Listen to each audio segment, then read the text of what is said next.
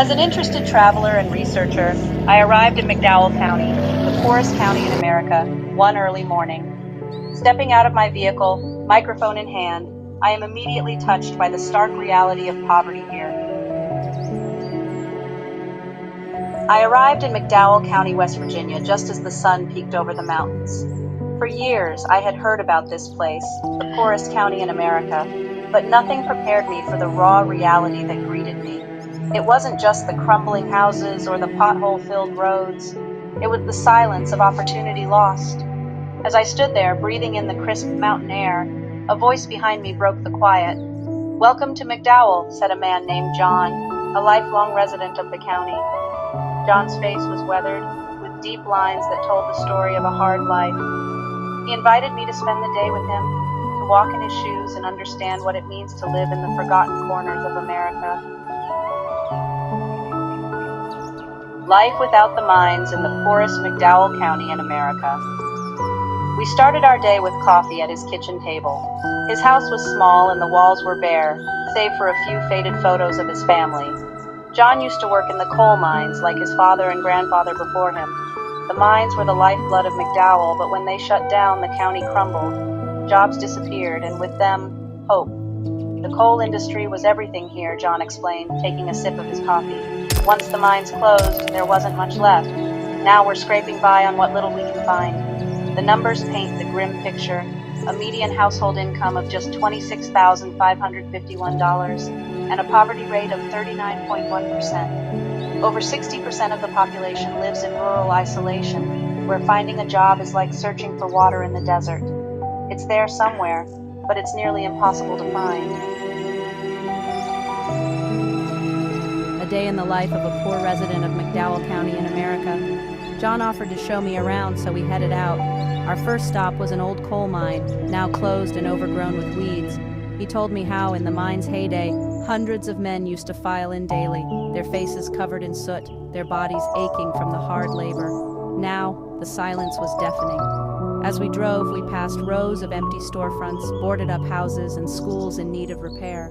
It felt like the soul of the county had been drained away.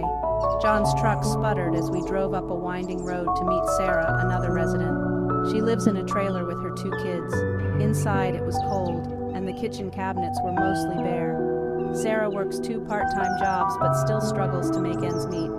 "I've had to make choices between paying the electric bill and buying groceries," Sarah said, her voice shaking. "No one should have to live like this." The reality of the poorest county in America. In McDowell County, the Human Development Index reflects the harsh reality. Access to health care is limited and education often falls short. Schools are underfunded and many kids drop out early to help support their families. It's a vicious cycle that seems impossible to break. The lack of resources here is evident. Without the coal mines, there's little industry to turn to. Corruption has drained what little hope remained, and government aid barely scratches the surface of what's needed. War on poverty? In McDowell, it feels more like a stalemate. Resilience in the face of hardship in the poorest county in America. But what struck me most was not the poverty itself, but the people. Despite everything, they refuse to give up. John and Sarah aren't waiting for a miracle, they're working hard, and it's not just them. Community organizations have stepped in, offering food, support, and retraining programs to help people find work in other fields. "We've always been tough," John said as we stood overlooking the mountains. "We have to be. This place may be poor, but the people here are rich in spirit." We ended the day back at John's house. He put on an old radio, and we sat on his porch in silence for a while, watching the sunset. I could see it in his eyes, the determination to keep pushing forward even when it feels like the world has forgotten you. How can you help the poorest county in America, McDowell County? The people of McDowell County aren't asking for a handout. They're asking for opportunities, jobs, healthcare, education, things many of us take for granted. The rest of the world should support communities like McDowell, not because they're pitiful, but because they deserve the chance to thrive. There are ways to help. Donating to charities that work directly in McDowell can make a real difference. Volunteering your time, even from afar, can provide much-needed skills and education.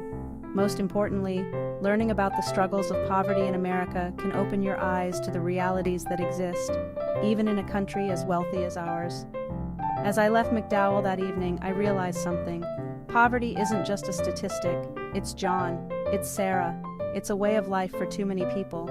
And it's something we all have a responsibility to change.